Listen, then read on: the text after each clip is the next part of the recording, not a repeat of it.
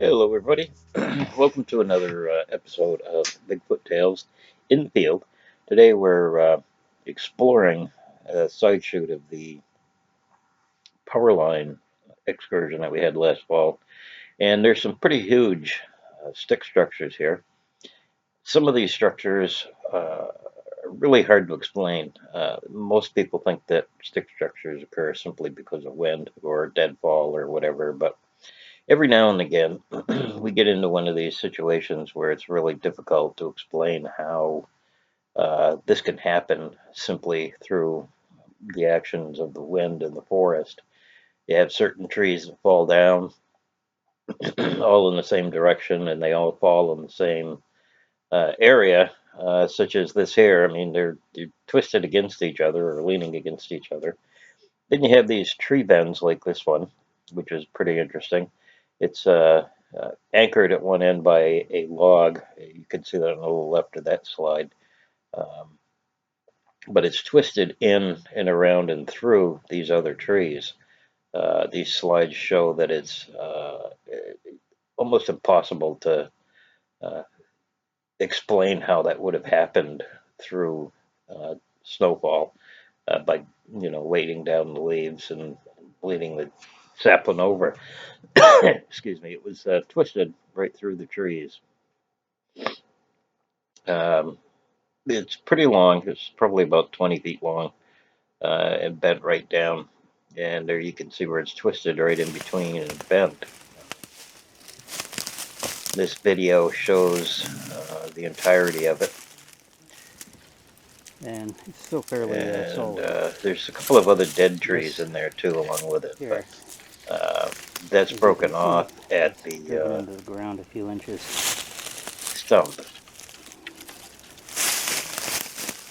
And there goes up, goes around to the other end where it's weighted on that. But you can see the height really of it. Can't explain that entirely. I couldn't reach the top of it when I stood on my toes and reached right up.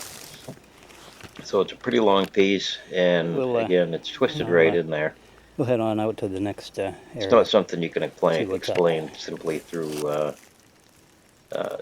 snowfall. There, where it is buried right in the leaf litter. It's been there for quite a while. I'd say at least 3 years, maybe, possibly more.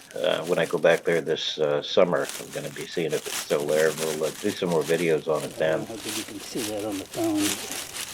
You can see where it's wrapped right around that stick. That's it's pretty anchored pretty tightly underneath that log that's covered with leaf litter.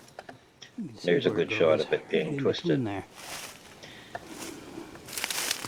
I think it's safe to say that's not caused by deadfall or snowfall rather, and if that's the case, then who or what caused it?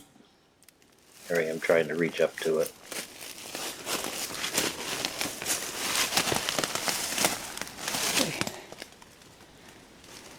Pretty interesting stuff. An interesting tree twist. And you also have these things like tree twists, as they call them.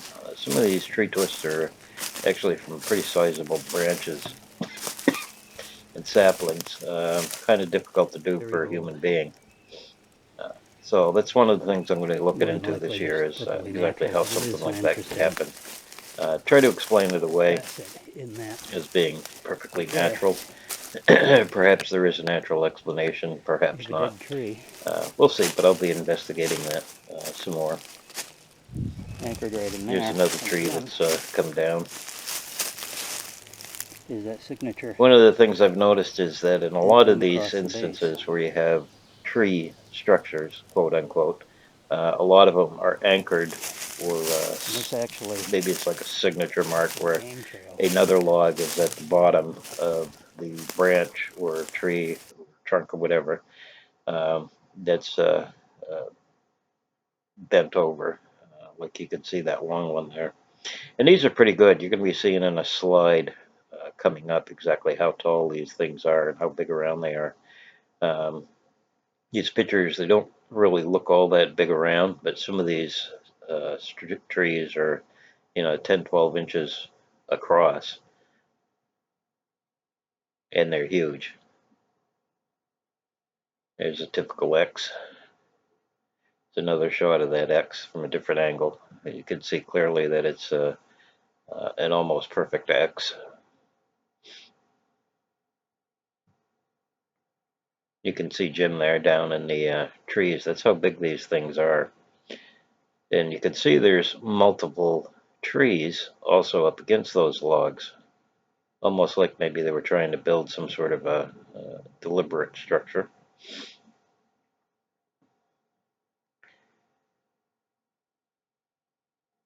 And here again, it's a close-up of the signature tree across the base of the leaning pieces.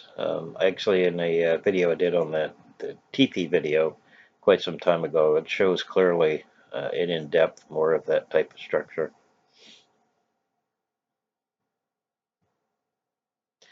And the woods are big, they're deep. There's a lot of strange things going in there.